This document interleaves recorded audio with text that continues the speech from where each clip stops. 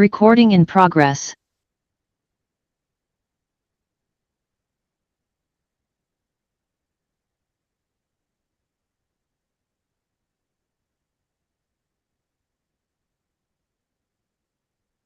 Na fo, diolch yn fawr. Pnawn da, good afternoon. Good afternoon. Welcome to the Planning Committee of Conwy County Council. Planning Committee. Enw fi ydy'r Cynghorydd Austin. My name is Councillor Austin Roberts and I am the chair of the Planning Committee. In addition to committee members, we also have officers joining us to assist with our discussions, together with registered speakers. The meeting will be live streamed and recorded and will be available for viewing after the meeting. Should the live streaming fail, the meeting will continue and a recording will be available through the Council's website following the conclusion of the meeting. Can I remind members that translation facilities are available, and for those attending remotely to choose your language of choice. For those wishing to speak in the chamber, please raise your hand. For those attending remotely, please use the raise hand function. We will alternate between speakers in the chamber and remote attendees. For those attending remotely, please note that those in the chamber will not be able to use the chat facility. Committee members who are attending remotely are required to leave their camera on throughout the debate and when voting in order to maintain the integrity of the decision-making process. If you do need to leave the meeting temporarily, pop a message in the chat function so the Democratic Services Officer is aware, and then let us know when you return. I expect everyone present and participating in this meeting to conduct themselves appropriately and be respectful to each other. That applies to members, officers, and anyone in the public gallery. We will now move on to the agenda. Item number 1, apologies for absence. No apologies, diolch yn fawr. Item 2. Item number 2, declaration of interest, the Code of Local Government Conduct. Councillor Joe. I'd like to declare both a personal and a prejudicial interest in 0/50941. I've been working on the youth provision in Ross-on-Sea and will be continuing to work on it after this. So I take it you'll be leaving? Yes. Diolch yn fawr. Cynghorydd Chris Cater. I'd like to declare a personal prejudicial interest on the same planning application number 0/50941 under planning application determinations. The applicant is a family member, so I won't be participating in the determination. I'll be leaving the room. Okay, diolch yn fawr. Cynghorydd Stephen Price. Thank you, Chair. I'd like to declare a personal interest, though I don't believe it's a prejudicial interest, in 0/50941, land behind the bowling club. I do know Chris Brockley, the applicant, and I have on occasions frequented numerous in-houses to have offender discussion, but I don't believe it will be prejudicial. Happy with us? Chair, interest always matters for members, so if the council is comfortable that it's not a close personal association under the code, then that's fine. Lovely. Cynghorydd David Jones. Saying 0/50941. I don't believe it's a prejudicial interest. I am known to Chris Brockley. Okay. Iawn. Thank you. Diolch yn fawr. Mae gynna i una hefyd. I would also like to declare an interest with regarding to application 0/50662, Vauxhall Forgafillog Eglwys Bach. I am friends with the father of the applicant, and due to that, I will be going out of the room, and the Vice Chair, Councillor Ifor, will take over in the chair for this item. Councillor Trevor Stott.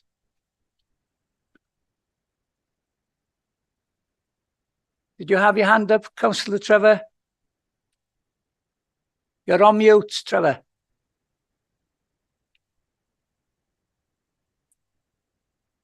Have you got a declaration, Trevor?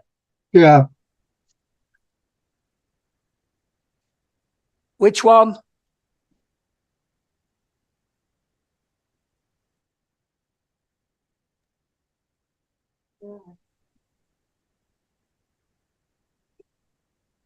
Councillor Stott, do you have a declaration of interest to make? yeah, I'm trying to unmute. You're fine. You're unmuted. I can hear you well. Yeah, I'd like to declare an interest in the application 0/5950941. It's the siting of a porter cabin in Penryn Avenue, Colwyn Bay. But I'm a member of the Colwyn Bay Cricket Club, but so I'd like to declare an interest in it, but I'm not declaring a personal or prejudicial interest, so I'm prepared to go to vote on this, and I won't leave the room. Chair, if I may, just for clarity, Yeah. I understand that it's on the basis that you're a member of the cricket club and objector that will speak, but you're not close personal associates. Is that correct, Councillor Stott, just for clarity? That's correct. Okay. Iawn, any more declarations? Right, moving on. Materion Brys. Urgent matters. Diolch yn fawr. Thank Eitem you. Item number 4, minutes. Ma'r cofnodion ar tudalen The minutes are on pages 6 to 10. I won't go through them. Do we have a proposer and a seconder, please? Councillor Ifor Lloyd Cynghorydd David Jones. and Councillor David Jones seconding. Everybody happy? Could you show your hands, please? Ie, dwi'n meddwl bod hynny'n unfrydol. Yes, I think that's unanimous. Right, yr eitem Okay. gyntaf, Item number 5, 0, code 0/50662, Vauxhall Ford Cyfalog. I will now ask Ifor Lloyd to step into the chair.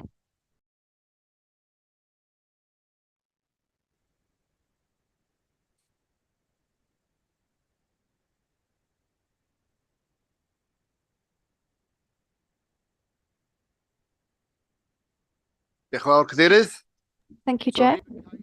So the code is 0/50662, proposed conversion of existing stone outbuilding into dwelling, Vauxhall Ford Cyfalog, Eglwys Bach, Colwyn Bay. I'm going to hand over to the planning officer at this point. David. Sorry, ar-lein, ie? David online. Mr Watson, would you like to comment? Mae di rhewun ni? Oh dear. Can you turn your video off, Dave, if you can hear me? Yeah, what? Are you with us, Hello, Dave? members. Yes, can you hear me? Yes. I'm gonna turn my video off. Sorry, I've got a very slow connection. I'm just going to turn my video off. There's nothing in the addendum. Thank you, members. Diolch yn fawr iawn. Thank you very much. So I need someone, sorry, Councillor Gwennell. Thank you, Chair. I spoke in favour of this application in the last meeting. I still propose that this application should be approved. That used to be a dwelling. This will contribute to ensuring the sustainability of the rural area now and to the future, and the sustainability of the Welsh language and the culture of Wales in TAN 20.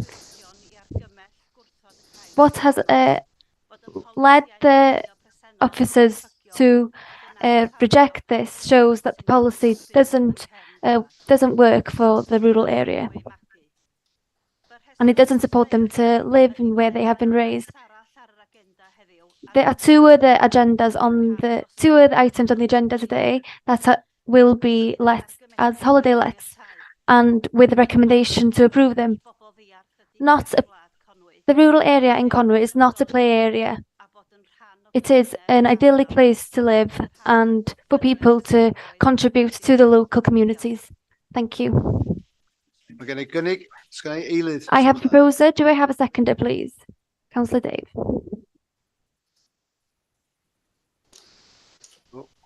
Yeah, I second it. I agree with everything Councillor Gwendol has said. Diolch yn fawr. Siarad? Cynghorydd Anybody Trystan? else want to speak? Councillor Tristan, do you want a second? Yes, okay. Do we have anybody else who would like to speak? If not, I will go on to the vote. I'm sorry? Just Chair, if I may, it's just clarity on the resolution. To grant permission, is that with the authority for the officers to issue the decision notice with appropriate conditions? If I can ask, it's not going to grant permission just on its own, are we? Councillor Dave, so the full package then, yeah? Yeah. Is that okay for the... Hynny'n iawn di. Diolch yn fawr. Felly ar hynny, hefo'r addasiad. So with the amendments, can we go on to the vote, please? Everyone who's in favour, please. Can you show your hands? Diolch yn fawr. A so rwy'n Thank you very much. And anybody against? Na, rwy'n eisiau matal. No. Anybody want to abstain? Okay, that has been carried. Thank you very much. We will move on to item number 6, and I will call the chair back in.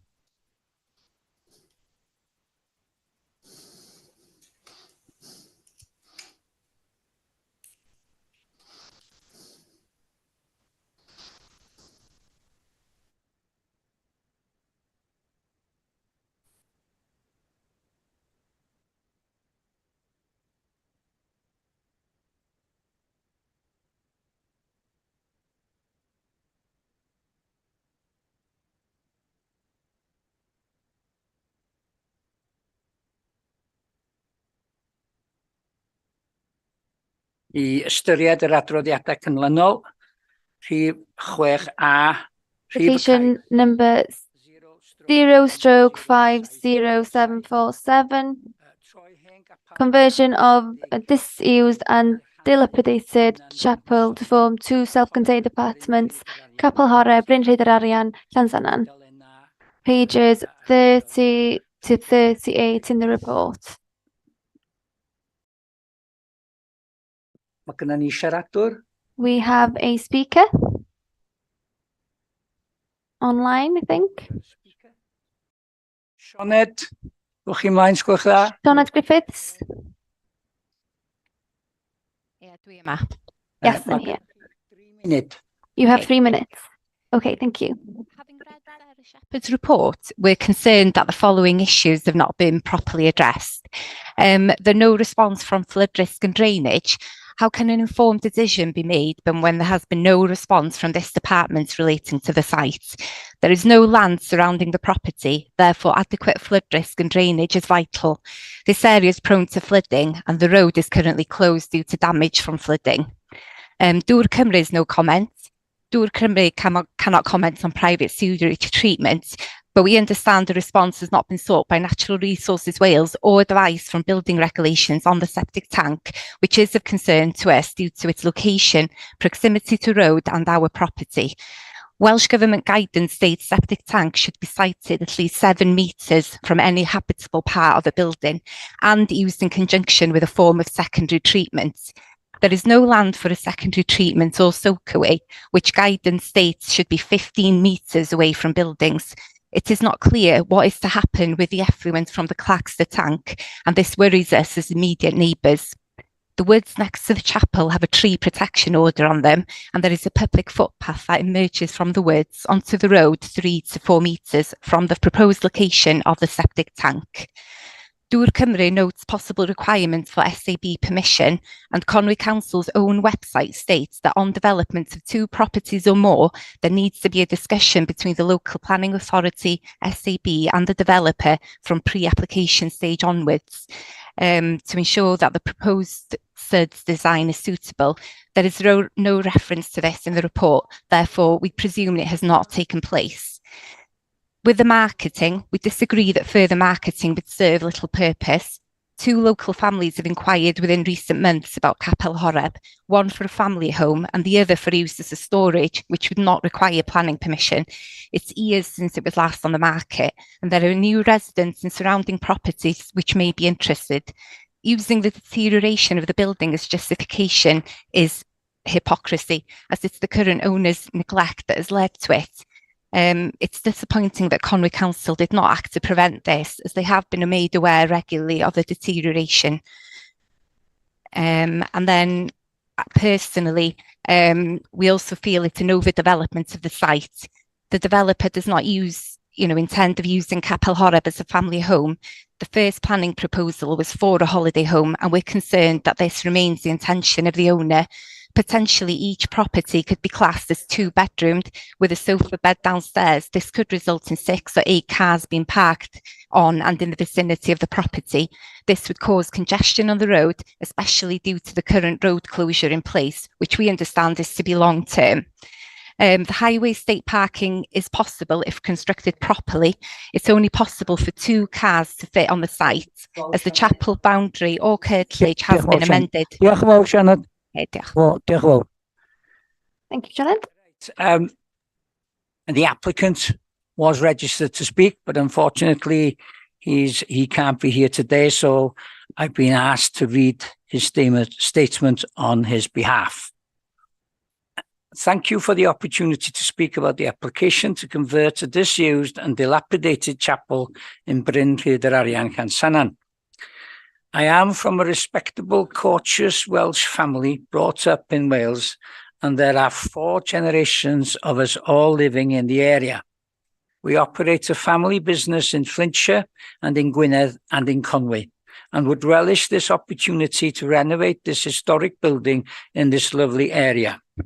The application is for 2 self-contained apartments, which we think will not attract much traffic, whereas if the chapel was to become a gym or a hall or a mosque or place of worship, etc., there would be a vast amount of traffic moving around the area like previously when it was a functioning chapel.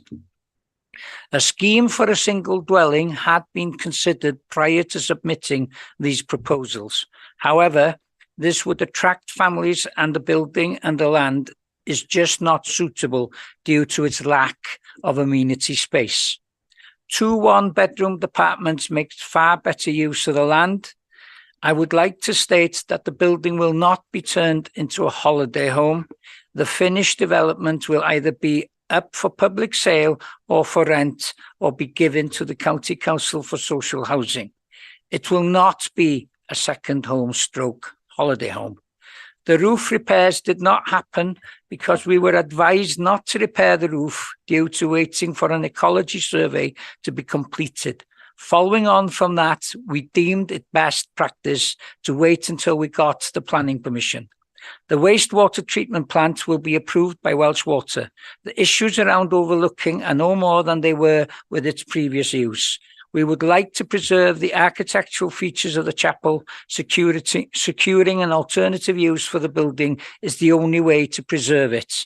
We do appreciate the residents' concern. On this very long process of application for planning, we have complied with all the departments, e.g. planners, highways, conservation, ecology, Dŵr Cymru, and utility companies. They have all given their commitment that this application for the chapel would work. We now invite the members to consider the application before you and would respectfully ask that you endorse your officer's recommendation to issue an approval today. Regards, Ryan Pears. Iawn, Ceri. Firstly, I'd like to address the drainage issue. So in respect of drainage, members will be aware that SAP approval is required for some types of development, but there are thresholds below which SAB is not required. The development involved converting an existing building. There are no proposals to extend the building, and in any case, there isn't land within the applicant's ownership that would allow the building to be extended. The only increase in hard surfacing would be to form the parking spaces on the forecourt to the building.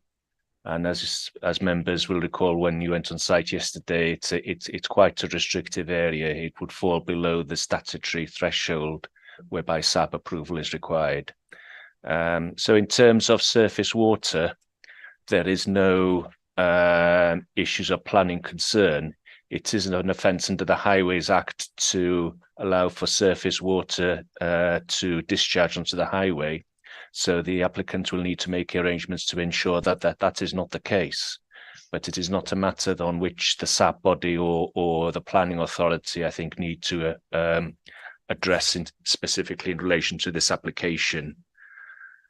In terms of consultation with NRW, the application does fall below the threshold where consultation with NRW is required. Consultation is not required for single buildings with 10 or fewer residential occupiers. So consultation is not required with NRW, but NRW will nevertheless be involved in permitting the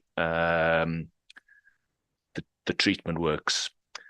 And in terms of potential use as a holiday home, I acknowledge that this is a concern, but as things currently stand, members will be aware that there are permitted development rights which were introduced last year when the use classes order was amended. That effectively mean that planning permission is not required to change the use of from C3, which is a main dwelling, to C5, which is a holiday home, or C6, which is holiday let. It's possible that things may change in future should the authority decide to adopt an Article 4 direction. But as things currently stand, these matters will not be subject to planning control. That's all I have to say. Thank you. Diolch yn fawr, Ceri. Dwi'n gweld bod gen y cynghorydd Tristan i lawr i fyny. Sorry, could someone tell the chair to put his microphone on? Oh. Thank you, Chair. I'm going to speak in Welsh. I was not on the site visit yesterday, but I am familiar with this site because it is in my ward in Llansannan. And I can tell you that there is a lot of concern in the Bryn Hyder Arian community with regards to this. Some of you may be aware that many applications have been submitted before with regards to Capel Horeb. This chapel is in a dire state.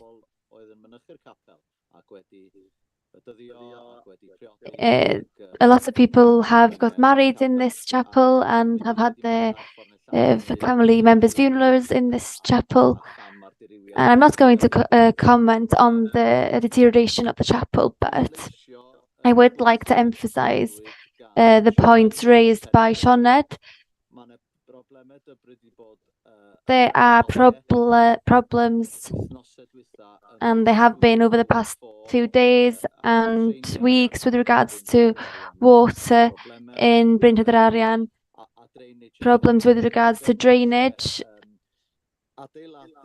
and building this dwelling would add to this problem and add to the flooding. I do believe that there hasn't been enough communication with regards to this and comments, as you can see in your reports.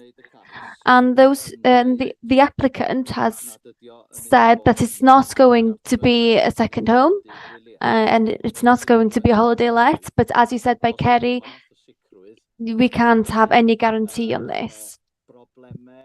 And there are problems. There's a huge demand for homes for local people. You've seen this in the news. You've heard of young people having to leave the area due to the lack of housing.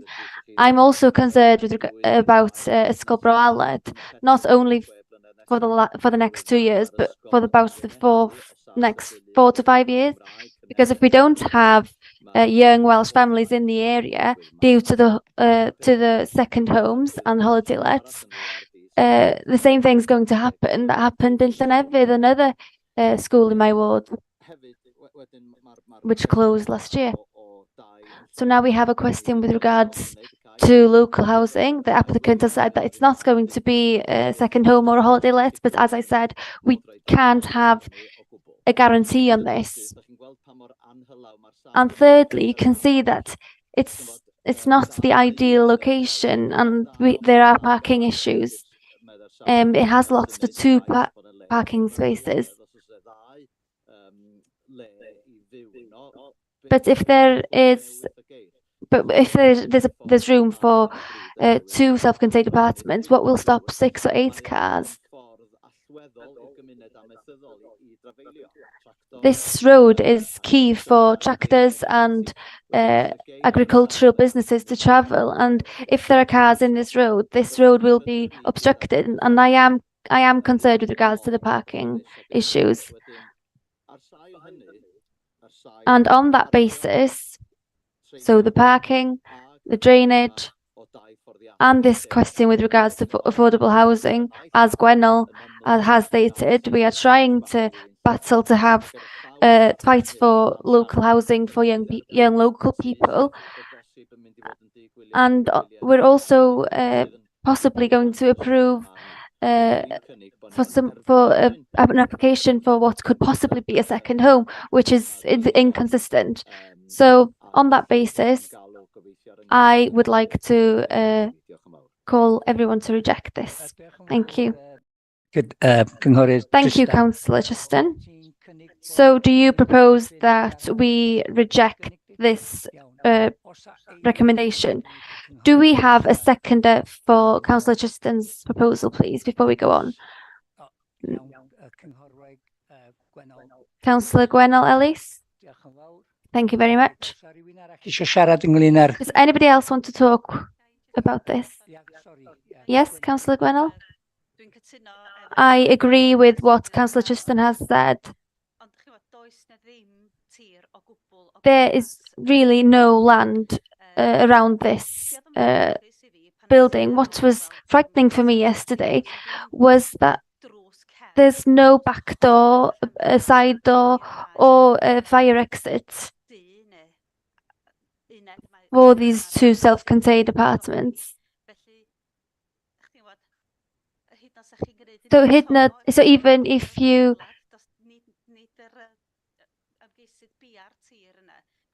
it's not their land, so this is a concern. And if it's going to be a home, why isn't it just going to be one dwelling? So I do have my doubts. What exactly is the intention for this building? And I'm also concerned about other people who have made applications to buy this as a home. So I do support Councillor Justin's proposal. Thank you very much, Councillor David Carr. Thank you, Chair. The applicant did say in his statement that he was open to being used for social housing. I mean, what's the legalities of it? Could we actually defer and then ask him to come back if he wants to proceed with this on the condition that social housing, maybe for 2 1-bedroom apartments, maybe for young people in the area, is that possible to do? Chair, the committee's got to deal with the application that's before them. So that if that's not what the application is before them, then that'd be a different application or a pending application. I don't know if planning officers have got any comments on that. Have you got any comments? Yeah, in terms of the development plan, policy HOU2 includes requirements for various levels of affordable housing depending on the status of the property. But the one thing that the policy doesn't cover is conversions in the countryside. So they're not actually subject to 106 requirements. Thank you, Kerry. Paula Jones. Yeah, just want to come in. Members have just approved an application at Foxhall, contrary to Officer advice. Now, the recommendation by officers for that application was to refuse because we felt that it was an unsustainable application. However, members have approved the application on the basis that the applicant was local and wanted to reside in that property and felt that it was acceptable. However, there are similarities between that decision and this application, whereby there aren't necessarily any controls in place on the former application to insist that the occupant lives there. So there's no guarantee that the occupant will actually reside in that property. And it's very similar in this application. And again, in terms of sustainability, that's also been looked at as part of this application as well. But I just wanted to remind you of your previous decision and ensure that there is some consistency as well applied with your decision making. Thank you. Thank you, Paula. Councillor Chris Cater. Diolch yn fawr, Cadeirydd. Well, I actually would support the officer's recommendation on this for approval. I know the site is very confined. It doesn't have a driveway or a garage, and it has no garden. It was very informative going on the site visit yesterday, and I thank the officers for arranging that. And indeed, the parking at the front would have to be for quite small motor vehicles, but there are plenty of small cars around that would fit there. I just welcome the investment in this dilapidated chapel. I welcome the retention of the architectural character and features of it. Hasn't been used as a chapel since 1993, so it's not going to be used as a chapel or place of worship, I wouldn't have thought. So yeah, I would go with the officer's recommendation. I think it's better that it's split into two small apartments. Then it's likely that only single people would, or a couple would live in it. It's not suitable for a large family because it just doesn't have any land around it, like Councillor Gwenol has pointed out. But I think on this occasion, I would support the officer's recommendation. Thank you. Diolch yn fawr, Chris. Paula Jones would like to come in again. Thank you. I've just realised I haven't come in on Councillor Gwenol's point before about fire safety. I'd noticed as well that there was only one access to the property, but matters of fire safety will be dealt with under building regulations, and they will need to submit an application, and it will be assessed as part of that process. Thank you, Paula. Is there anybody else? Cynghorydd Ifor Lloyd. My problem with this is the location of the septic tank. It's so close to the road. Knowing what I know with what goes on there, goes up there. Sorry, what goes up the road, heavy agricultural vehicles and oil tanks. They are going to get wider, and that causes concern for me. And the reason they have to put it there is that there isn't curtilage there. So that's what concerns me. Mandy Hawkins, got your hand up? Hi there. Some of the points have just been covered off. I've just got to say I can't support this because I do have concerns over vehicle parking. And we have stated if it's going to be 2 apartments, it's less likely that it's only going to be 2 people. But being out in the sticks where it is, it's more than likely each of those people will have a car. So it's basically we need to make sure the road's kept clear. And I do also have concerns about the septic tank also. So that's my reason. Thank you.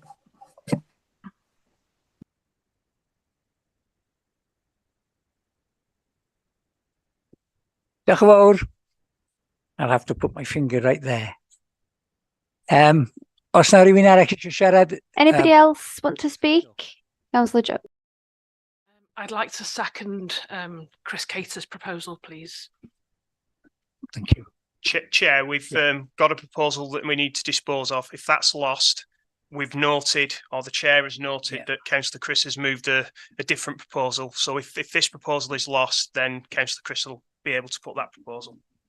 Okay, iawn. Dyna ni felly, right, okay. Councillor Anthony. Thank you, Chair. Am I coming through? Yes, loud Good. and clear. Yeah, excellent. We had a visit yesterday, which was very enchanting. Considering the plaque on the wall and the age it was built and the age it was refurbished and the history of it in the 18th century something, it was built as a chapel for use as a chapel amongst the Welsh people who went to church, which was fabulous. And for that purpose, that's what it remains. In those days, I can imagine the landscape was completely different, speaking to various people yesterday. And it wasn't about agricultural machinery going up and down that lane, which is quite necessary. It's one-way traffic. So what happens when two collide on the same road and one has to reverse? God only knows.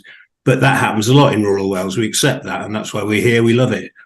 But it was initially built as a chapel. It's a difficult one for me. I know there's people who require homes in the area. I know it's how they put two homes together in a place like that is beyond my building capabilities. But I just want you to think about what it was built for, what its purpose was, and then to sort of change the style of it and the whole concept of the building and the history. I'm sure it must have other scopes. Whether the guy's bought a white elephant, I don't know, but it must have other scopes that it could be used as, perhaps even a Welsh museum. I don't know, but it's difficult for me to make a decision. I might abstain, but I just wanted to put my point across here because the history of it and the thoughts of the local people about it and people who are living around it currently, it must be a difficult argument in many ways. But I just wanted to put my point across. Thank you. Diolch yn fawr, Anthony. Thank you. Thank you, Anthony. Anybody else want to speak before we move on? Okay, ga I ofyn I Cynghorydd Tristan? Can I ask Councillor Tristan if you could give your reasons why, please? I propose that we reject the application due to concerns with regards to drainage, the location of the septic tank so close to the road, and the heavy agricultural machines that pass. This question with regards to parking, I don't think the parking is sufficient, and so it has failed with this.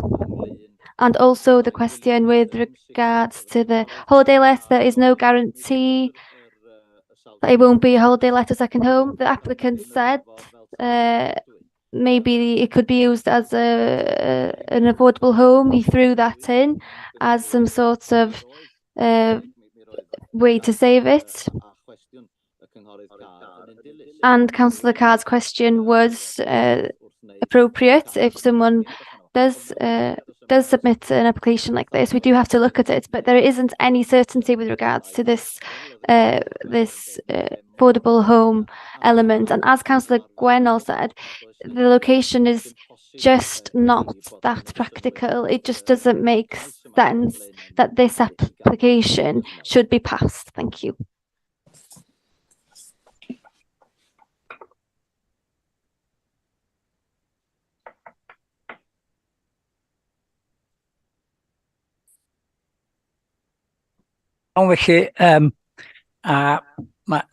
Councillor Wood, you've got your hand up. Yes, Chair. Can you hear me? Okay. Yes.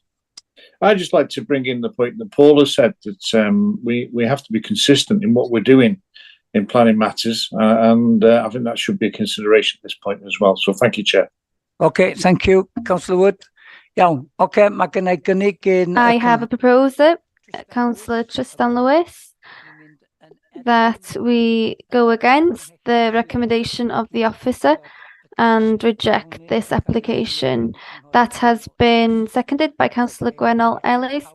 So can I ask everyone in favour for that proposer to show your hand?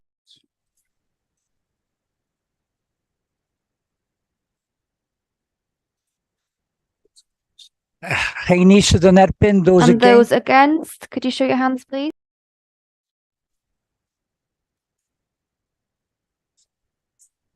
Seven. So that is lost. Mae hwnna wedi'w golli. Reit, Cynghorydd Chris Cater, would you like to? Yeah, thank you, Chair. On balance, I'd like to go with the officer's recommendation. I also note that there was no objection by our own Conway County Borough Council Highways Department. So just wanted to flag that up. Okay, diolch yn fawr. And Councillor Joe? Yep, I'd like to also second that. Thank you. Okay. So we can. Is there any speakers? Does anybody else want to speak before we go ahead with that vote? No? Okay then, we've got a proposal by Councillor Chris Cater that we go with officer's recommendation, seconded by Councillor Joe Nuttall. Can you show hands, please, if you're in favour of that proposal? And those against, please?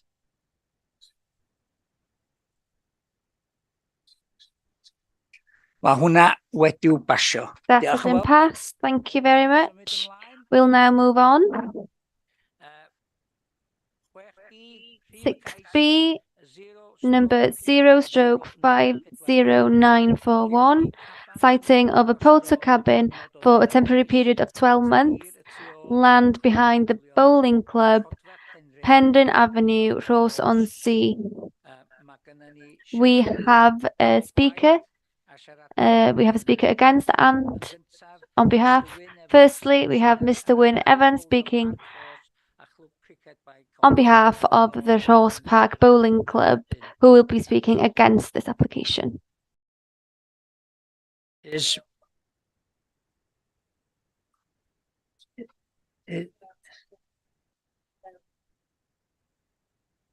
Okay, Jane? Okay. You just hang on for a second, please.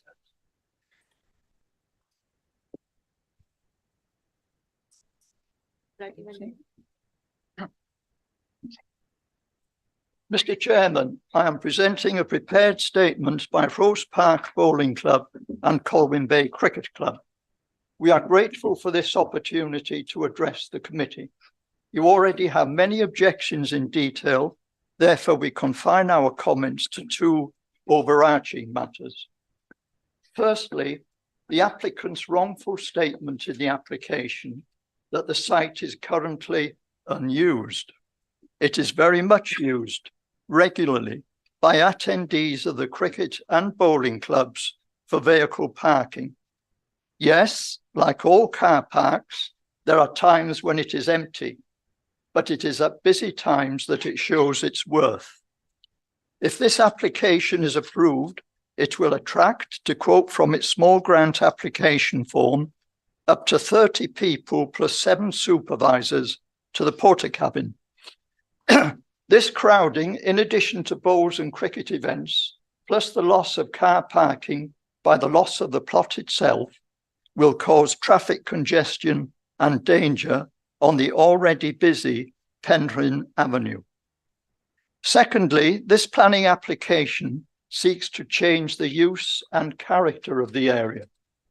The application is to introduce a porter cabin that will be fitted with, to quote, anti-vandal steel cladding, including shutters on all windows.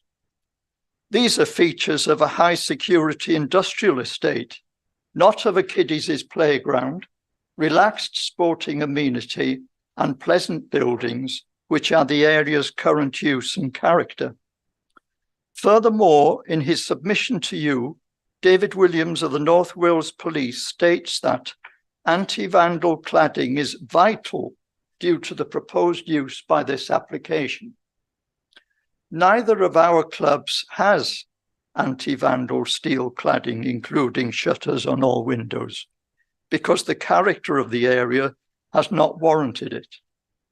However, if this application is passed, whether for 6 months or 12 months, due to it being so close to our buildings, you will, in practice, be telling our clubs that we will have to fit the same expensive anti-vandal features to protect our property. Apart from what we might call the uglification to the area, we cannot afford it. Therefore, we ask, please, that you refuse this planning application. Thank you, Mr. Chairman. Yeah, well, thank you. Yeah, thank you. Iawn, Mr. Broccoli, you'd like to come forward? Yeah.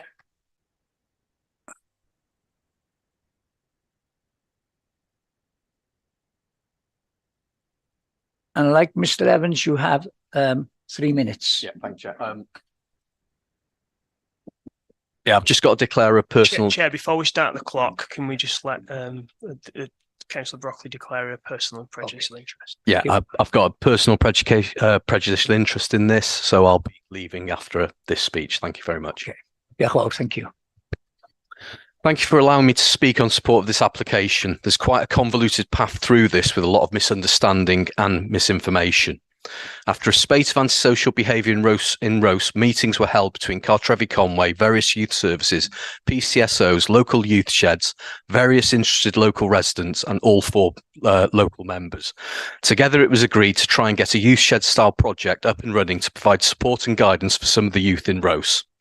Sharon Jones from Creating Enterprise offered to write the grant application. Councillors would find a suitable location.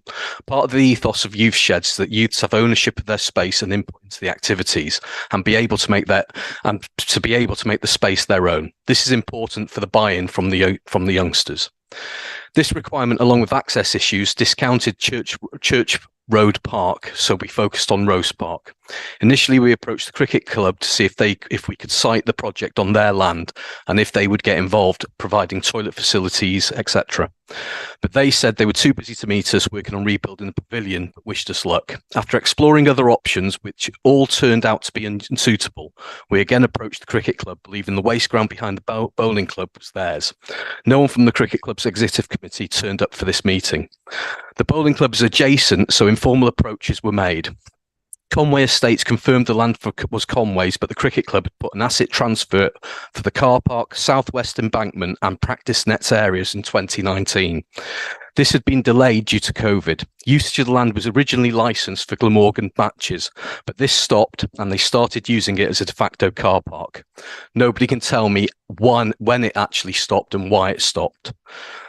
We as councillors are opposed to this transfer. The land is an ideal location for the Youth Sheds project. Improvements could be made to the park. The play area is submerged after any significant rainfall. Sports areas have no lighting and the rest is poorly lit. Church Road Park has been land banked for future school usage. When we met with the bowling club exec formally, they made clear that they would not be supportive of our plans, as many members of the bowling club are also members of the cricket club and wouldn't want to upset them. I paraphrase that. It was decided as a group and with advice from Quinty Moore's grants officer that we continue with the original application plan and try and work on the cricket club in the meantime. We had a site meeting with 3 cabinet members, estates and all 4 local members. Cabinet supported us. Estates asked if there was some conciliatory position. We explained that the cricket club wouldn't even speak with us. Estates then offered to broker a meeting, but only if we obtained planning permission from the youth for the Youth Sheds project. Whilst I agreed to write the planning application for the project, this was done within a bit of a rush. I used the wrong title for the location and upset the bowling club. There's still a lot of work and negotiate to get this project up and running, but we believe that we have grounds to negotiate with the cricket club, bearing in mind that they still want 2 sections of county land and built foundations on county land without planning permission. Can I just finish the last paragraph? Or? No. Sorry. Thank you, Chair. I have to be fair with everybody. Okay. Yeah, diolch yn fawr. Right. Okay. Oh, yeah. Councillor Dav. Oh, sorry. Yeah, Kerry. Yeah. The only matter I want to raise in relation to the addendum is in relation to the concerns raised by Welsh Water in respect of the proximity of there is a surface water mains and 2 manholes very close to the building, but in the absence of a more detailed site plan, we can't determine how close they are. The matter is of some concern because if the porter cabin were to impede access to the manholes during an emergency, then of course that will be a difficult situation. So the recommendation has been revised slightly. We are minded to grant planning permission subject to conditions. One, that the requirement that the porter cabin is removed after 12 months. And the second, that prior to siting the porter cabin, a more detailed site plan is submitted to and approved in writing by the local planning authority. And the reason for that is so that we can be absolutely sure that the porter cabin isn't going to impede access to the water mains or the manholes. Thank you, Chair. Yeah, diolch yn fawr. Councillor David Jones, sorry. Okay. Thank you, Chair. Yeah, these porta cabins for use by children and young people under supervision of youth sheds have been a great success throughout North Wales. Antisocial behaviour is caused by boredom. I've witnessed the work of children and young people in other porta cabins. The transformations they made of these porta cabins has been amazing, and with the help of youth sheds. This keeps children and young people off the streets, away from being drawn into antisocial behaviour. This allows youth sheds workers to support children and young people in their development. It gives children and young people a sense of achievement, which is good for overall mental health and well-being. For these reasons, I would like to propose that we go with the officer's recommendations. Thank you.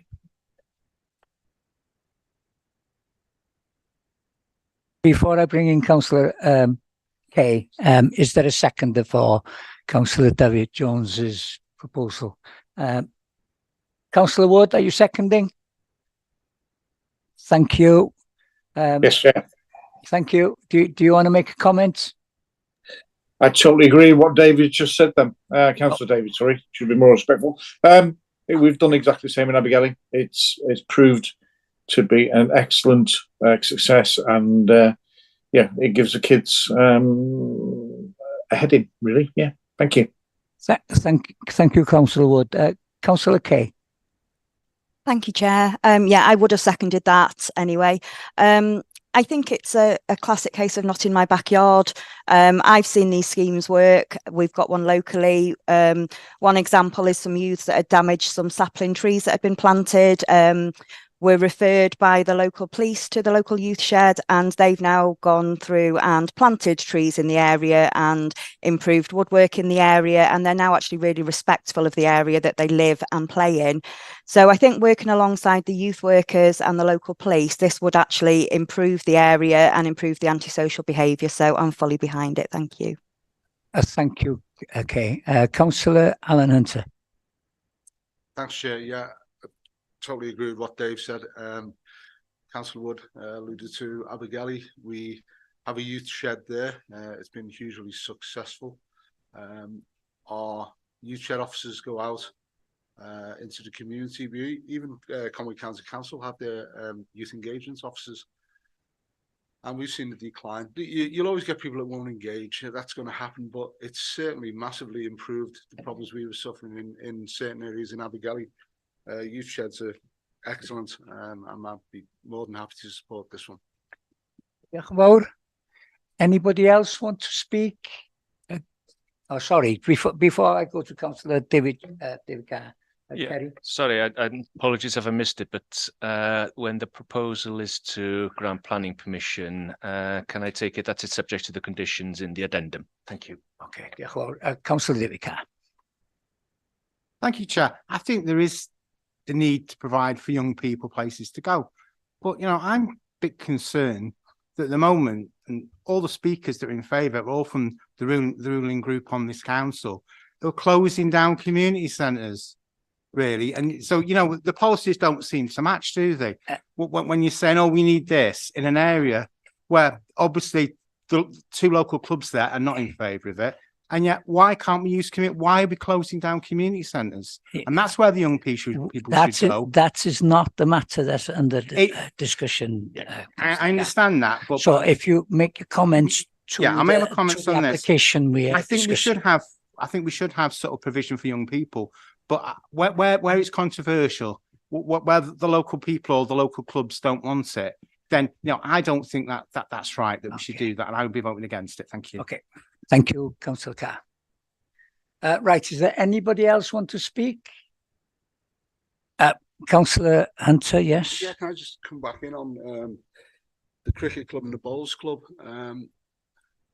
If they're going to be this close in the vicinity, it would be good if the cricket club and the bowls club could actually engage with the youth and maybe organise a competition with the youngsters, get them involved, because we had problems with our local bowls green in Abergele, and very similar situation to what Kay said. Those youngsters who were causing a problem were rounded up, for want of a better word, and there's better engagement now. So the fact that the cricket club and the bowling club are right on the doorstep, it's a huge opportunity here to bring the youth along. So that's why I'll be supporting as well. Okay, thank you. Right then, I've got a proposal by Councillor David Jones, seconded by Councillor Woods, to go with officer recommendation. So can I, sorry? Councillor Anthony, have you woken up, have you? What? I'm here. Thank you so much. Yeah. Yeah, that was great, Alan, to hear that. I was stewing on that before, where I was hearing everything that was going. I was trying to think of what the benefits are from a sports perspective. Children being put in that sort of environment, surrounded by sports facilities, it has a knock-on effect to a young child, and it can only mean encouragement to be involved with cricket and bowls and tennis and athletics, or any compassion about running in sports and in any capacity. And so you've got to look at it in the beneficial times of sport, activity, getting people active, kids particularly, seeing what's around them, seeing a full-size cricket pitch, bowling green, which they only probably see on a television, and growing up and having the space that you can do this, the thrill of throwing a cricket ball or being encouraged to hold a bat and be in a net or whatever, a tennis racket. It just has, for me, massive positive effects for a young child's mind to see that, other than just think of the limitations that they're involved with. They can expand on the idea. So I'm full of encouragement, full of proposal for it. Thank you. Lovely. Diolch yn fawr. Right, I've got a proposer, I've got a seconder, so I'm going to the votes. Okay, thank you. Those in favour of officer's recommendation, hands up, please.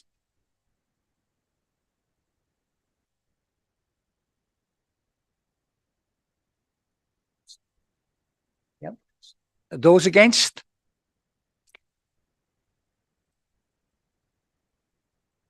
Any abstentions? Okay, there we are. That has been carried. So we will now move on to the next application. Yes, we'll wait for people who want to leave.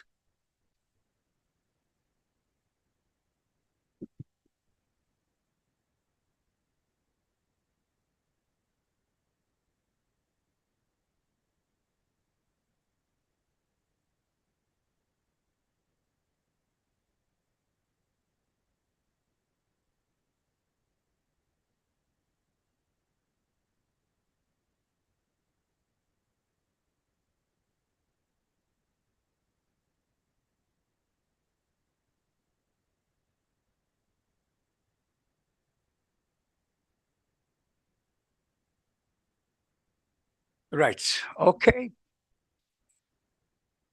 Yeah, we'll move on to the next application. Cais nesa. The next application is 0/51025, replacement of existing 3 holiday lodges and propose additional 2 lodges, total of 5 holiday lodges, including associated landscaping and car parking, Alpine Lodge, Shade of Oil Road, Shade of Oil, Bettersor Horse. We have 2 speakers. One against, Mrs. Angela Oakes and Mr. Peter Lloyd speaking in favour. Mrs. Angela Oakes, would you like to come forward and speak?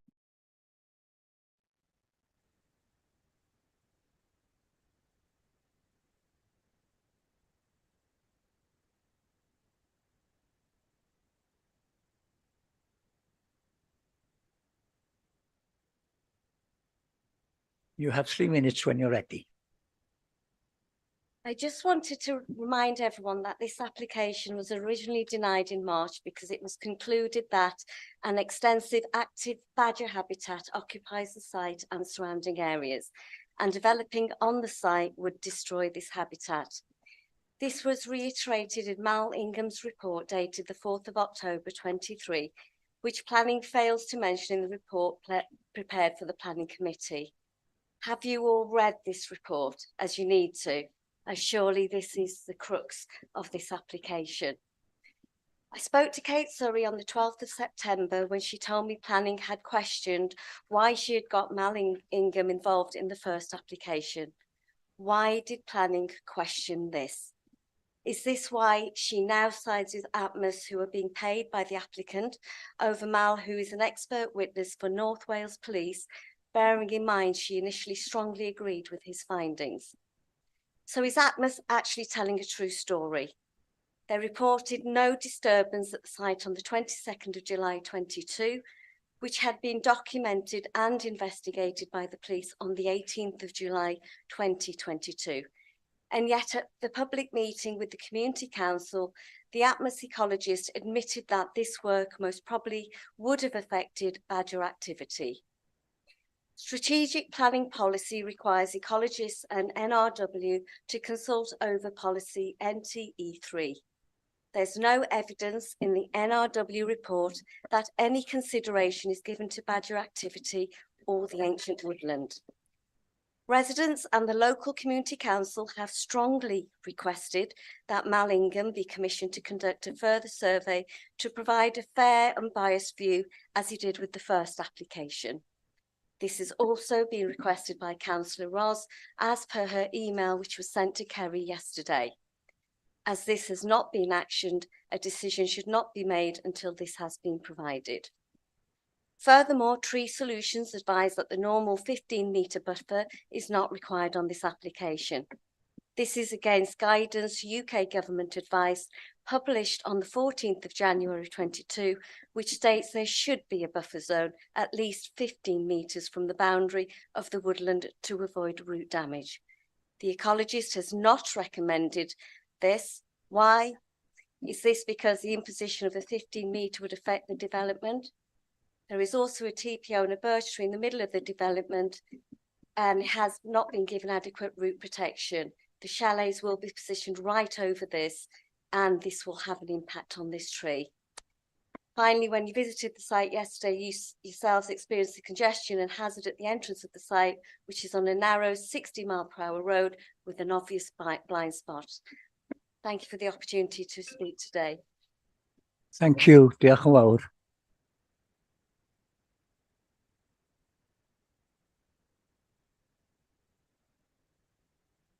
Ac i siarad o blaid, Mr Peter And Lloyd. speaking in favour is Mr Peter Lloyd, agent. Thank you.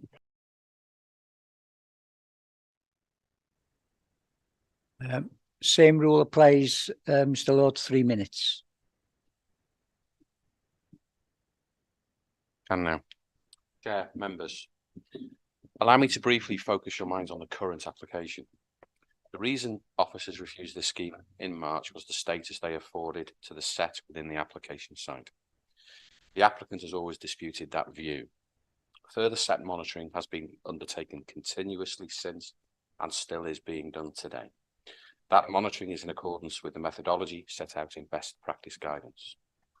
In my mind, two key evidential differences exist today compared to March.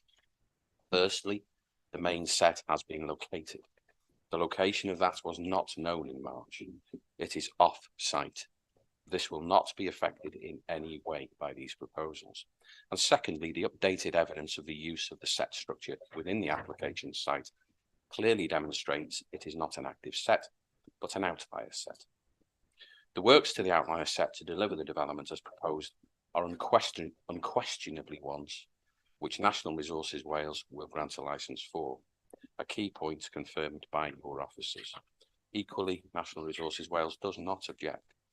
These are material considerations which, of course, should carry significant weight in your decision. A further measurable benefit is the net biodiversity gain, some 35% which development, when implemented, would deliver. It was my advice, in the knowledge of this clear evidence, to resubmit the proposal rather than to appeal. Officers summarise where we are today in the addendum report, which states the council's ecologist is now clearly of the view that the survey has been carried out robustly and that the impact of the developments on badgers can be managed to an acceptable level. I don't believe their advice to you on that could be made any clearer. As a successful tourism business operating for some 25 years, it's now time for this business to invest to deliver high quality rural tourism for a further 25 years for future generations, to which LDP policy TOU4 applies. Committee regularly considers how that policy is interpreted. It is in context, as officers tell you, an extension of modest scale. Landscaping, tree, transport, drainage, and all of the reporting demonstrate clearly the benefits to be delivered by the proposal, and in doing so address all other policy requirements, as well as showing ultimately the demonstrable lack of harm that this scheme would cause. I commend your officer's recommendation to you. Diolch yn fawr, Mr Lord. Kerry? Okay. Diolch, Cadeirydd. There is quite a lengthy addendum, I'm sorry about that. Due to an administrative mix-up, the most up-to-date version of the committee report wasn't included in the agenda pack. So unfortunately, we've had to provide a lot in the addendum, and it's quite intensive. So I'll go through it as quickly as I can, but please bear with me. In terms of the number of representations, we have received an additional 4 representations, so 4 objections rather, so 12 objections in total, including increased carbon dioxide emissions from traffic, smell from the increased number of toilets, and concerns that developments, if such developments become the norm, rid of oil and surrounding countryside would lose its identity and appeal.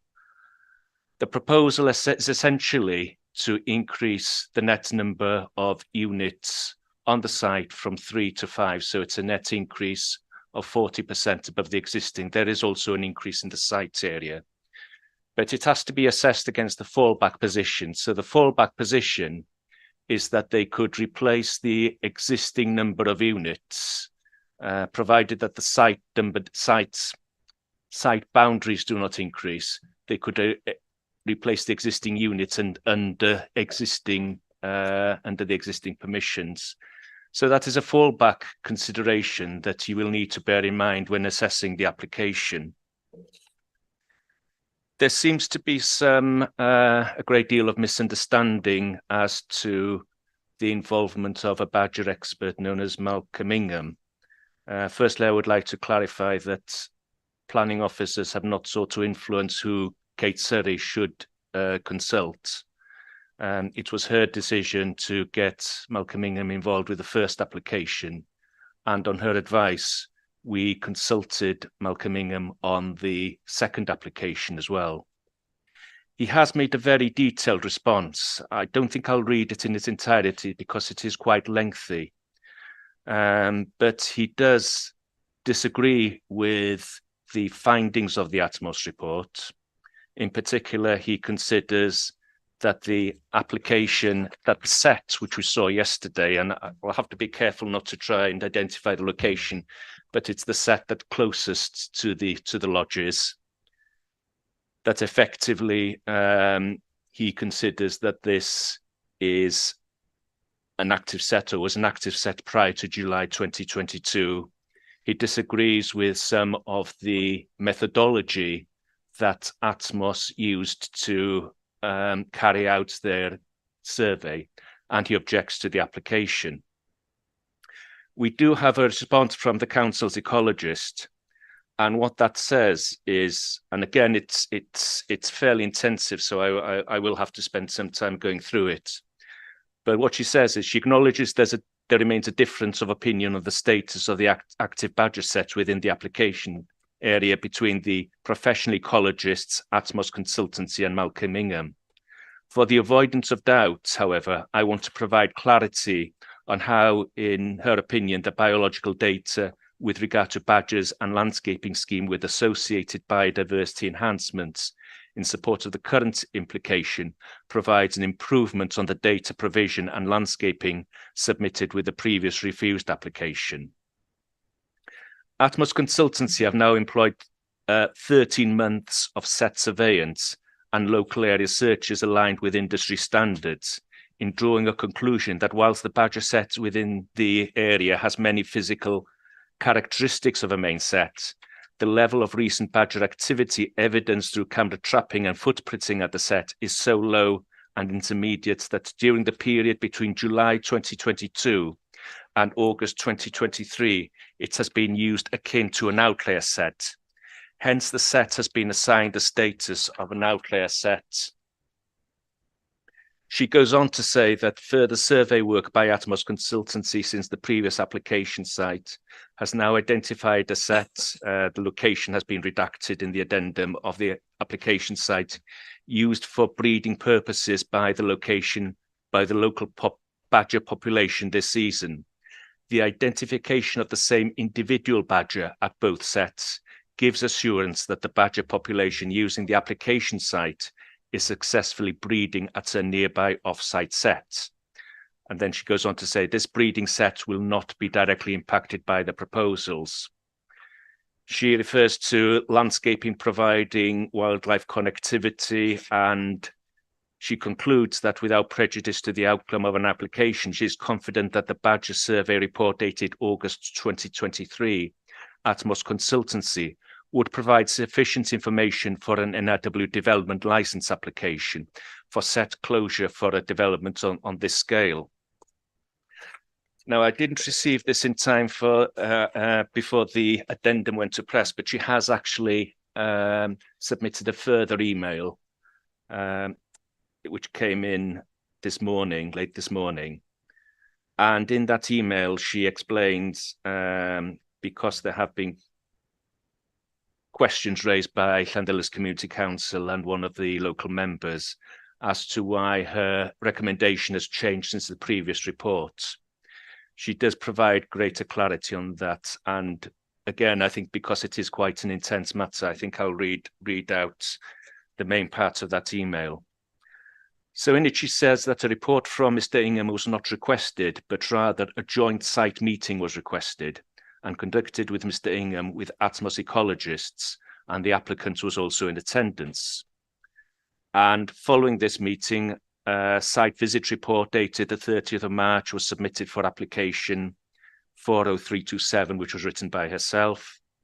A joint site visit was requested by herself due to concerns in the substantial discrepancy between the extent of the set recorded by Atmos and submitted in the badger survey report and that recorded in February 2023, and how this might impact on the verdict on the set status. The verdict on set status for the current application has been based not solely on the physical field signs, but on the monitored usage of the whole set over a 13-month period and discovery of a nearby breeding set considered to be acting currently as the main set for the Alpine Lodge clan. It is not standard practice for me to seek independent verification / replication of the monitoring data provided by professional ecological consultants in planning applications, nor do I have the budget for this. To do so for this case, I would need to commission a comparable 13-month surveillance exercise to substantiate the results provided by Atmos on current usage of the site, of the set rather. Rather, I have to trust Atmos as a reputable national consultancy upholding professional standards. Mr. Ingham remains of the opinion, and then she underlines this bit, based solely on physical signs and the extent of the set, that the set within the application area is an active main set. Atmos has evidence that, and then she underlines, usage of the set is currently low and intermittent by individual badgers, such that the set can be classified as an active outlier, and then in brackets she says X main set. She goes on to say that whilst I remain of the opinion that the surveillance methodology is likely to have modified badger activity, I was unaware when introduced during the site visit in March 2023 that the sand pad coupled with the camera trapping methodology used is recommended by Nature Scott for ascertaining if a set is active. The two techniques in tandem theoretically allow activity missed by cameras to be picked up in the sand pads. Atmos ecologist Alex Hatton has confirmed that sand laid down into the set entrances would remain sufficiently undisturbed by rain events to hold print evidence. NRW Protected Species Officer has further confirmed in discussions that for a development of this small scale, the data collected by Atmos to date far surpasses the standard requirement in support of a badger license for set closure. I believe that Kate Surrey is online and can refer members to her for questions if there are any. I just want to conclude by just explaining what the status of badgers is in terms of planning policy and planning law. So later on the agenda this afternoon, we're going to be discussing bats. Bats are protected species at an European level, and that means that a bat roost can only be removed when certain statutory tests are satisfied. In the case of badgers, badgers do have a level of protection under both planning policy and in terms of legislation, but they do not have the same degree of statutory protection under planning law as European protected species. Now, what that means in practice is that there is more discretion on the local planning authority as there's more discretion in terms of how much weight to give to badgers as a material consideration. So there are two questions which you will need to address this afternoon. Firstly, what is the impact of the development likely to be on badgers? And the second question is if you consider that there is likely to be an impact, as to it's for the planning authority to determine the weight that carries as a material planning consideration. Apologies for the very lengthy addendum, but we'll try and get it as succinct. I've been trying to be as succinct as possible. Na, diolch yn fawr, Ceri. Ma'n bwysig bod ni'n Thank you, Kerry. It's important that we do know the facts. Councillor Andrew Wood. Andrew. Thank you, Chair. Thank you, Kerry. Thanks for you answered one of my questions. I was addressing the planning considerations and the weight that we need to carry as members of this. Just a couple of questions which came out of what you said, Kerry. Is there an extra report coming from Mal Ingham that we've not seen? So I've seen synopsis in the addendum. So I'd like to know if there is a further report, and also with Kate's online.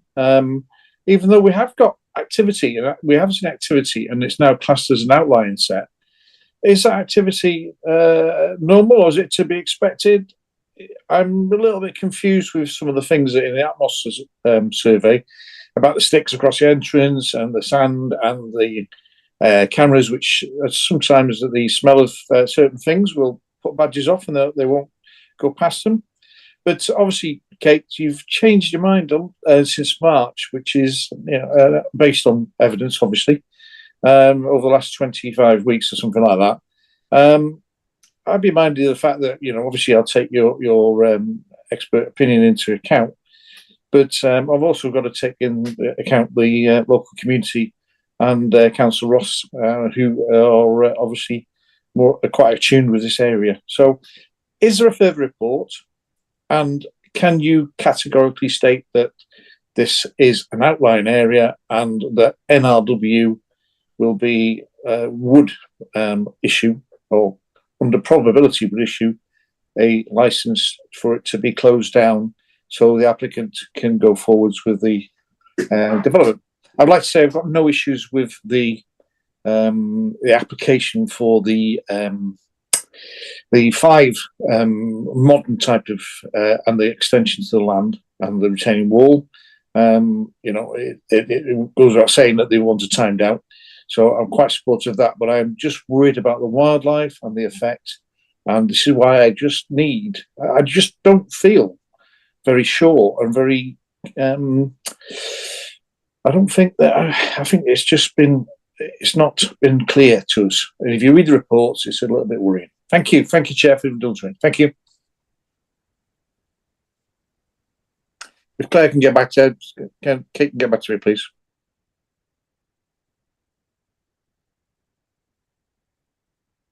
Kate, sorry, could you answer Councillor Wood's concerns, please? Yep, Fernanda. Yep, just listening to those. No, there's no extra report coming from Mal Ingham, and just to stress that the original report on the portal is my own. Mal Ingham hasn't. He's provided comments, but not a report. In terms of activity status, I just wanted to pick up a couple of anomalies in both Angela Oakes and Peter Lloyd's presentations, in that the set on site is currently active, and it is considered to be an active outlier set. I have no reason to doubt that from the monitoring data provided.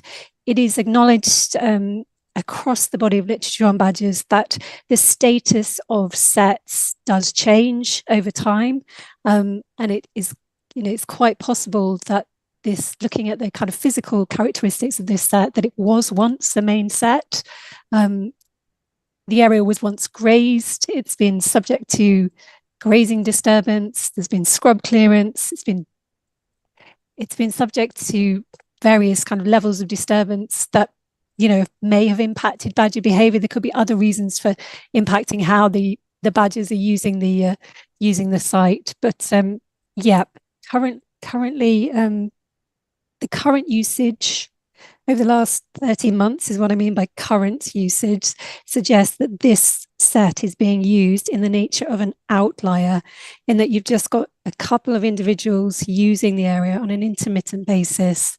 The same clan is preferring to breed in a site in close proximity, but off the application site. Does that answer all your questions? Councillor Andrew? Thank you, Chair. Thank you, Kate. It does. I'm still not assured. That's a problem for me. From the Atmos, because the Atmos one and obviously Mr. Ingham totally conflict with each other. But I'm assured of what you've just said there. And for looking at the last paragraph, it seems to say that basically we don't accept or make a decision today. We could be, we could be in trouble with this application. Some part of me thinks it should be deferred and we should get more information, but I'll be minded by the expertise of other members and, of course, listening to yourself as officers. Thank you. Diolch yn fawr, Councillor Wood. Councillor Batola. Thank you, Chair. Interesting. I was thinking before, in terms of community services and tourism committees and things, I think it's a great project to increase the amount of caravans, or whatever they're called, from 3 to 5, in terms of bringing revenue and business to the area, enhancing North Wales as a tourist area. It's in a nice valley area. Across the way, there's a fairly smallish caravan park. It's a great environment for kids to see and parents and families. So from that perspective, from bringing out revenue and holiday tourism and spreading the words wherever people come from, you want to go to this site and have a look. Fantastic, go for it. The other thing I was concerned about is the badges, of course. And as long as we can have some sort of guarantee that there's the welfare for them in any capacity, because when they start knocking things around and changing the cabinets around or whatever, there's going to be a lucrative amount of noise traveling underground. And believe me, noise travels underground, which is going to be quite disturbing for the badgers, whether there's 1 or 2 there or 20, I don't know. So I'm just concerned that, before construction starts, let's sort out the badger issue. Or while it's going on, let's have some welfare officer. I know you've mentioned in some complex manners there about reading through the files, and I can understand Councillor Wood being a bit confused, because I was. But to put it in layman's terms, I think the welfare of the badgers, and go ahead with it from a tourist and community service environment, great. So that's my own concern. So I just wanted to put that over, and some sort of guarantee to us that, yeah, the badgers are the priority. We're looking after them. We're going to do welfare or disperse of them before the building actually starts. So, but I'm 100% behind actually doing it, but I'm just so concerned about the badgers. That's all I wanted to put over. Thank you very much. Diolch. Diolch yn fawr, Anthony. Anybody else? Cynghorydd Ifor Lloyd. Diolch yn fawr, thank you. While we've got Kate here, I'd like to just ask, what mitigation measures, if this is not the main set and there's still slight migration from the main set to this outlying piece of land, what mitigation measures can be put in place, Kate? Please.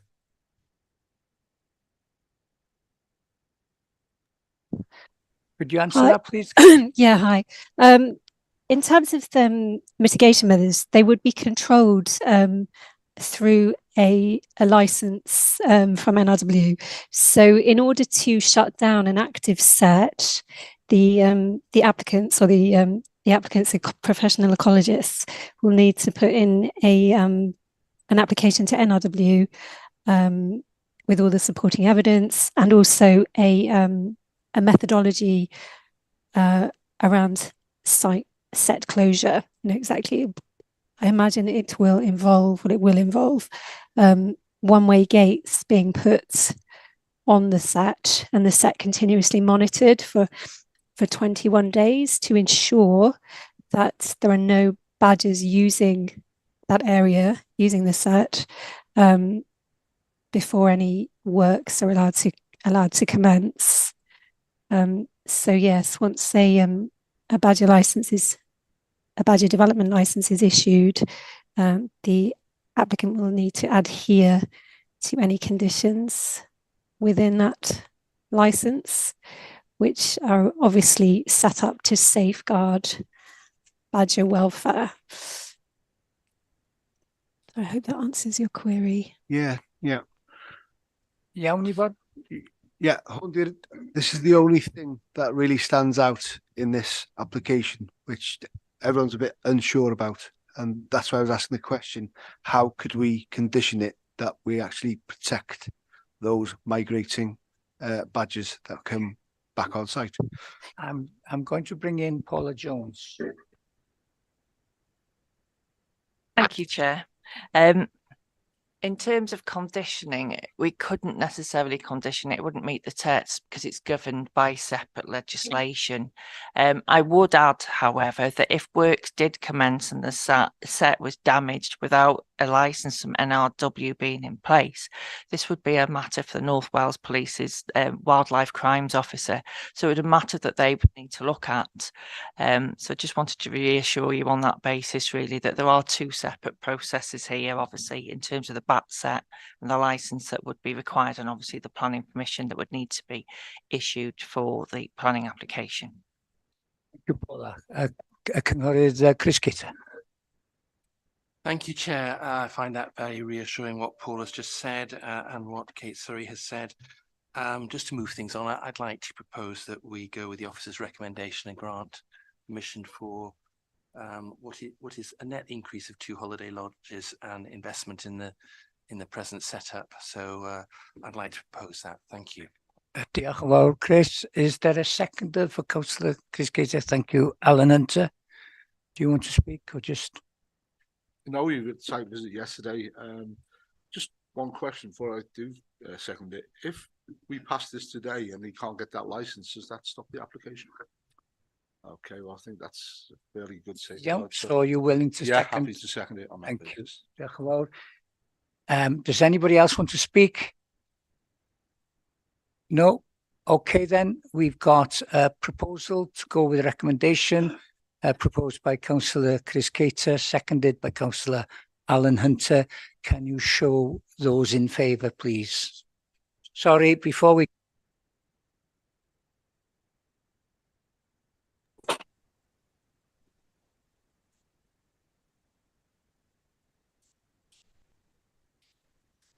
Yeah, just to clarify that the application can be determined in the absence of a licence in place. It's just that the developer won't be able to do any particular works around the set without having a licence in place. And I think that needs to avoid sort of the breeding season. And I think the period is July to November, something like that anyway. Yeah, Okay. sorry to interject, Chair, on that. It was just to make that point clear. It does not impact on the actual planning application itself. That will still sit. It's just essentially it may well not be able to be implemented. So it's just a matter of clarifying that before you take the vote. I think we were aware of that, to be honest. I think. Anyway, down. Okay, then. So, all those of you in favour, please.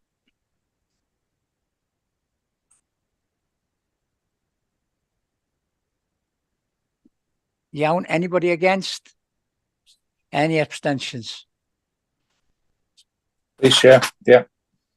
Iawn, and Councillor Wood. Okay, that's been carried. Diolch yn fawr iawn chi. And thank you, Kate Surrey. Right. Moving on to the next application, cais nesa. The next application is number 0/51050. Retrospective application for the change of use from former agricultural land to storage of plants and equipment and erection of 2-metre high boundary fencing and gates. Land off Clwyd Bank, Kimmel Bay. We have two speakers. Firstly, Mr. Keith Birch, the applicant speaking in favour. Mr. Birch?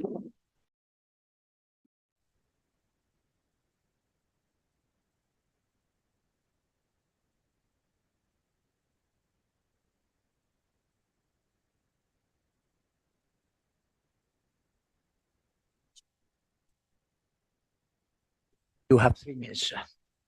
Good afternoon. My name is Keith Birch and I am the joint owner of Firdale Plants. I have operated in this area for over 30 years. We started trading with Firdale in 2018 with 3 employees. We now employ 49 people, the majority of which are based locally. As business expanded, we needed more storage space. We were totally unaware of the need for planning permission for storage. The materials we use have to be purchased in bulk to achieve the considerable cost savings to be more competitive and secure projects. Our staff start at around 6 AM due to the distance we travel to sites throughout the UK. We must have access to materials that are stored in the yard to take to site that day. And without this system, we will not be able to operate. The gas and water pipes come in lengths of 6 metres or coils, which are delivered to our yard and then taken out in the morning to the respective jobs. The cable installation teams take out cable drums. We cannot leave these materials on site overnight, especially the cable drums due to the value of them. It is not practical or viable to be going to merchants every day to buy specialist materials, as they are based in Runcorn and Warrington. We have to have the storage area next to the office. We cannot operate from a split site due to the removal of materials from the yard must first be authorised in the office and on the day of pickup. If the wrong materials or wrong quantum of materials are taken in error, it makes that day's work unproductive and could deprive another job of the parts that they critically need. The cables are of extremely high value. We don't know exactly when they arrive at Clwyd Bank. There are 3 or 4 deliveries per week, and the office staff have to be on hand to check off the deliveries. Without checking them, there is no confidence we have the correct materials or the quantum. The security of the storage area is controlled from the office. An isolated site would increase the incidence of theft, create inefficiencies, and increase insurance premiums. A split site would reduce efficiency and effectiveness and increase the cost in a very competitive market.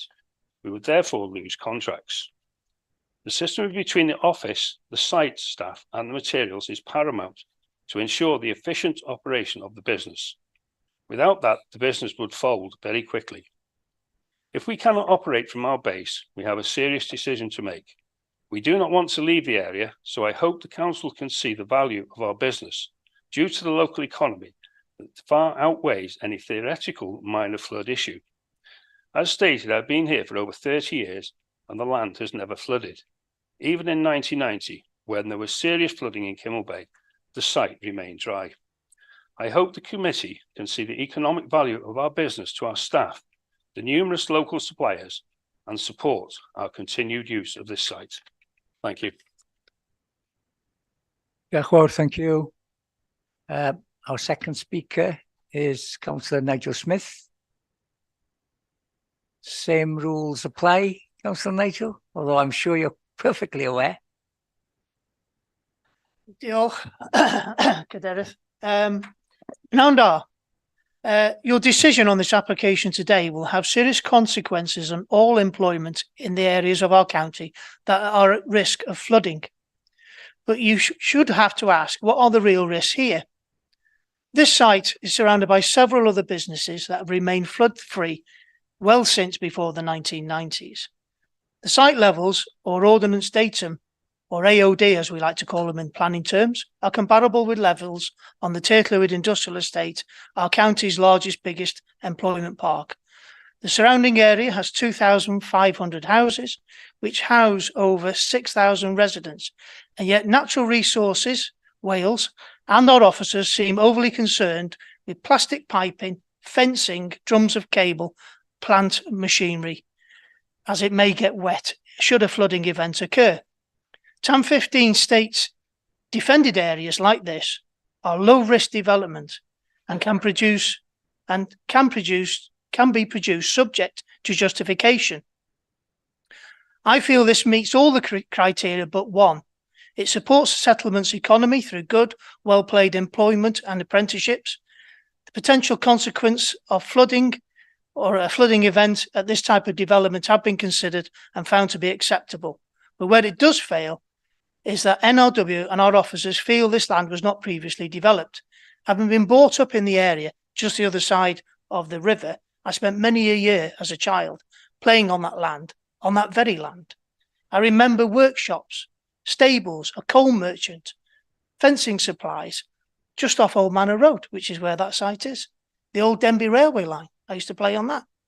It may not have been on that very spot, but it certainly was on that same field. And it's where now there's a large housing estate. The real risk here is not to life and limb, but the 40 plus local employees of this company, the employees of the many other local service companies that service this company and our economy. This area will never be developed to address our housing shortage, but it can be used to sustain and create new employment and should be and needs to be. I therefore ask for your vote today in favour of this application to support local jobs, skills, our economy and the community of Kimmel Bay.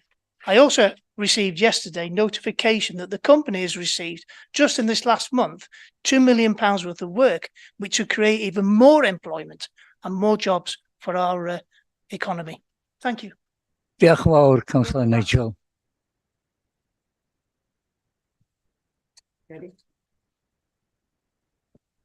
There is quite an extensive addendum, as I think all the points have already been made. I'm not going to read them out, unless you want me to. No. Oh. I'm sure we will.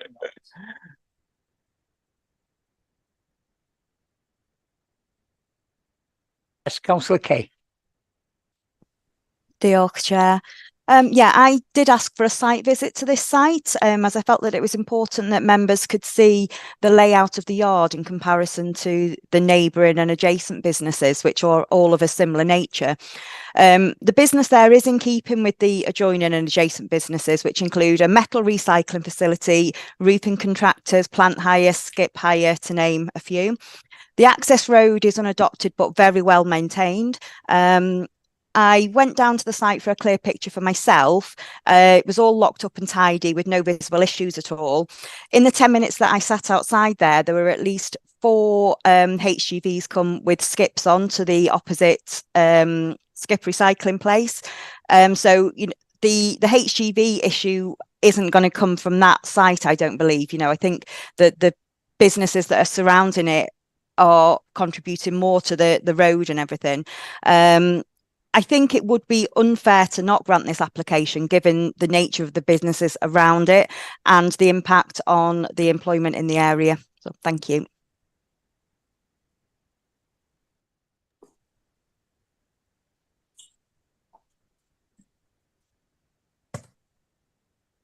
Yeah, Cadeirydd. I'll ask Julia to go to slide number 6, please.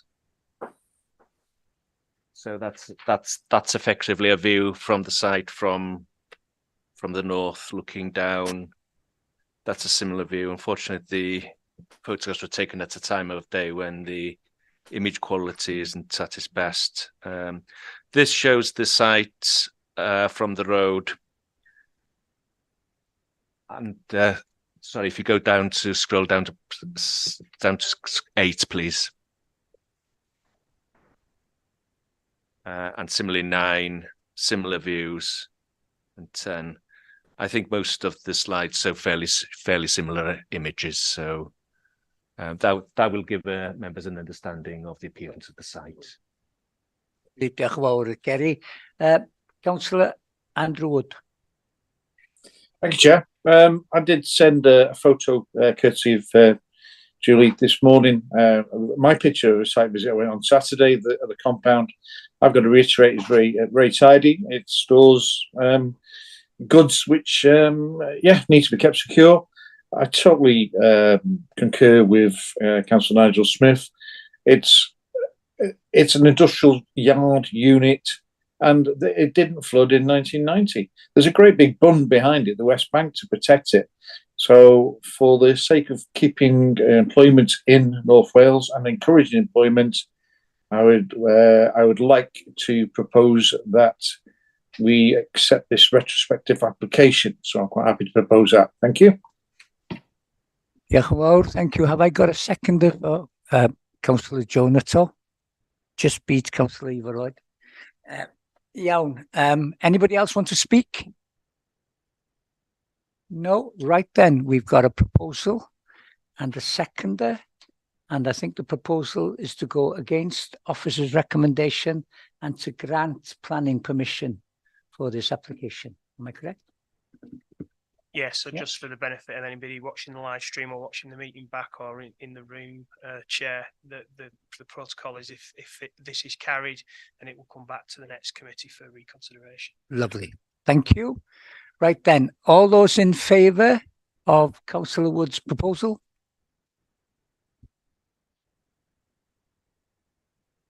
I think that's unanimous, yes. So just to reiterate what Matt said, this will be coming back at the next planning committee meeting because it was against officer's recommendation. Diolch yn fawr. Right, symud ymlaen. Moving on. The next application, cais nesa ydi, turn the page. Rhif y cais 0/5 0/50292.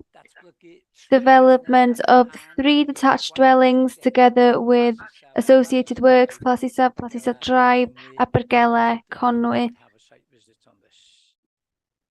There's no speakers, no? No? Right, Kerry? Yeah, Cadeirydd. Firstly, I'd like to apologise again for the length of the addendum. This again was due to a mix-up in that the version of the report that appears in the agenda pack wasn't the most up-to-date version. But for clarification, the officer recommendation is the one that appears at the beginning of the report on page 50. So please disregard the recommendation as it appears at the end of the report. And that recommendation, the correct recommendation, is minded to grant traditional planning permission subject to the completion of a Section 106 agreement. I'm not going to read it in full. Okay. There are essentially two developments on this. Firstly, as I mentioned earlier, I did mention earlier that we'd be talking about bats this afternoon. And here we are. The existing building does support a bat roost. And in the case of bat roosts, there are very strict tests that have to be satisfied before a bat roost can be demolished. So firstly, it has to be satisfied that there is an overriding public interest. Secondly, that there is no satisfactory alternative. And the third one is that it's not going to affect the favourable conservation status of the species. So we have now received a justification from the agent in relation to demolition. We saw yesterday that the building was in quite a poor condition. It had been boarded up. It was suffering from fire damage. We have had confirmation from the structural engineer's report that effectively which confirms the poor condition of the building, and in order to bring the property into habitable standard, the works would be required as a start, such as reconstruction of the roof, floors, eaves, etc., would be quite significant, and it's concluded that a better quality home would be achievable by demolition and rebuild, and that would produce an energy efficient dwelling. So we are satisfied now that what are called the derogation tests in the habitat regulations have been satisfied. The second is in relation to representation from the fire authority, and following a vehicle tracking report, we've now had confirmation from the fire authority that it is satisfied with the accessibility of the site. The officer for this, I see that James is online, and if there are any questions, he will be available to answer any questions. But I'm not going to read out the addendum because it is rather lengthy. Lovely, diolch yn fawr. Thank you. Right, Councillor Andrew Wood. A question for James. We're going back, but I would say that I've got no reservations about the rebuilding of the houses there. There was 2 houses built about 20 odd years ago on the same site, so this would just add to this. The question I'd have is, again, we have a question of wildlife here, European bats protection. In the reports that came from the applicant, they state that one of the houses is going to have a bat roost in it, and also that there would be an ecologist on site to make sure that when they did start taking the old building back down, that there would be a temporary housing for them. And we were just viewing the fact that these are endangered in some ways. So I would just like to know, James, can we put this as a condition that these bricks or these special roosts and the things that they've been offered by the applicant will actually become part of a condition for that, and the levels of lighting as well, and the way the lights are, because we do know that lighting does affect bats and other animals and insects. So it's just in consideration to our native wildlife. Can these be actually the consideration, a written consideration to make sure they're done, and not just something that the applicant just puts forward to try and sweeten us? Thank you. Yeah, thank you for the question. Yeah, absolutely. The protected species and biodiversity matters obviously one of the main considerations in this application, and I would show the members to page 55 and page 56 of the report as well. That's a detailed our ecologist response. Obviously, that you can see there are 3 separate responses from our ecologists. The first one being in February 2023, and then the second one is in June 2023. and then the latest response in September 2023, there has been a very lengthy discussion between our ecologist and the applicant and an agent to try to negotiate and agree on an acceptable biodiversity mitigation and enhancement scheme for the proposal, and that is actually reflected in the submission of the habitat management plan back in August this year. And to answer your question, yes, we can control all the mitigation enhancement measures by conditions if the members are minded to support the planning permission. And also Kerry mentioned as well, because the development works will affect protected species because they're bedroots within the building. The development works will also subject to separate license control by NRW as well, just as a peace of mind, really. In addition to the planning control, there will also be another control by NRW as well, just to make sure all the development works will comply with the current legislation with regard to the wildlife and the nature conservation, if that answers your questions. It does, thank you, James.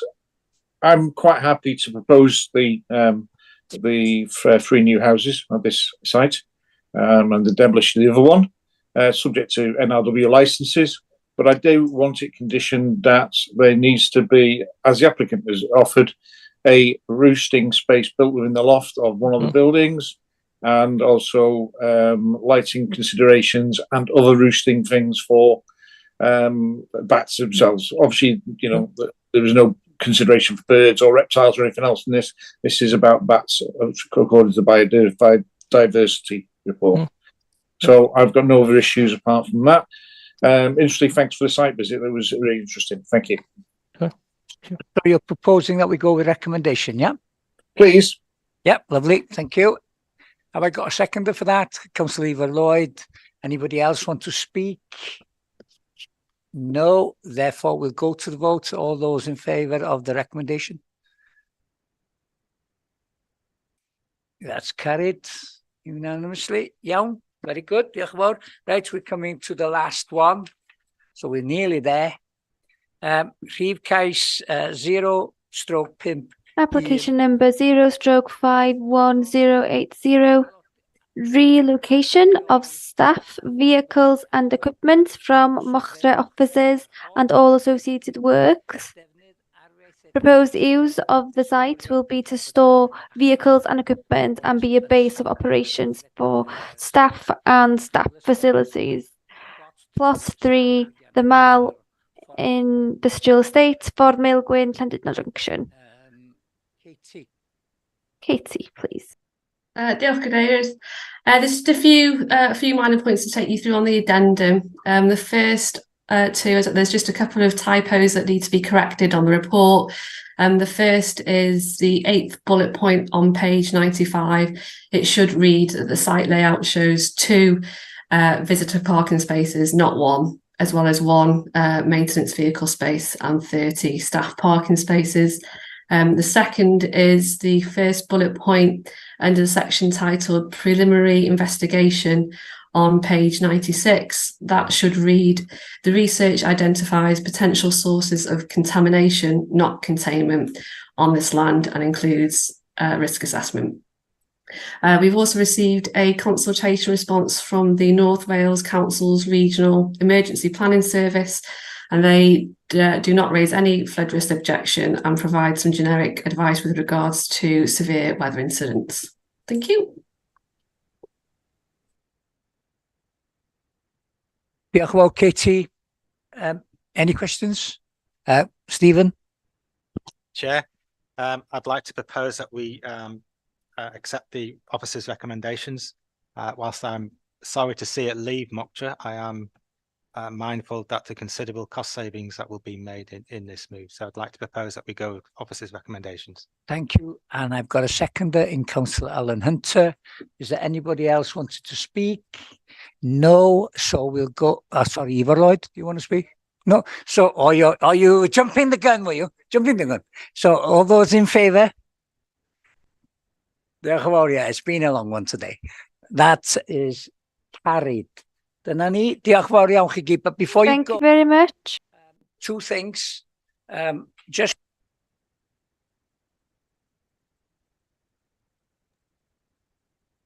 I can't hear Councillor. Oh, Chair, can't hear you. sorry, again. I was just saying, Andrew, can you hear me now? I can now. You're lovely. Yes, I was just saying before we all go, just to forewarn you that the next meeting in December most probably won't be on the usual second Wednesday. That is due to matters beyond my control because of my wife. So, but you will be informed as to when. It'll most probably be the following week. And it won't necessarily be on the Wednesday. Another thing before you go, you see the two young ladies at the back there. Matt will introduce them to us as they will be in the future, most probably replacing Matt by my side here. So Matt. Chair, I'm just wondering, do we want to close the meeting and then I'll... Oh, sorry. I thought I had. Right, I'll formally close the meeting. Diolch yn fawr I bawb am eu cyfraniad heddiw. thanks to everyone for their contribution. Today, and thank you all members.